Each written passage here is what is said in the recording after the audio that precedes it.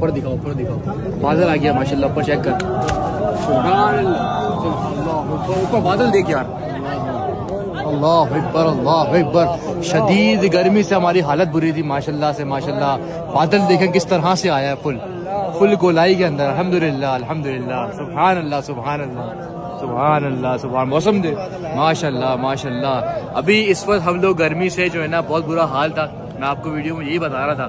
माशाल्लाह से बादल अभी आसमान भी आया है, एक छोटा सा टुकड़ा है, लेकिन अल्हम्दुलिल्लाह जितने भी हरम शरीफ के हुदूद है वो एक साए के अंदर आ गई है, जो मैं आपको दिखाता चलूँ।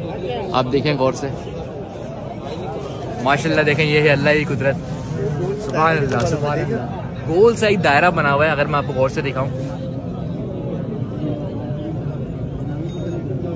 बिल्कुल एक राउंड शेप बना हुआ है कि जितना भी ये एरिया है सिर्फ और सिर्फ ये अभी साए के अंदर अल्हम्दुलिल्लाह मौजूद है। मतलब वीडियो के दौरान ही आपने देखा है कि अचानक से किस तरीके से साया आया है। और क्लाउड आप देखें, इस जैसा क्लाउड आपने आज से पहले नहीं देखा होगा। अल्हम्दुलिल्लाह।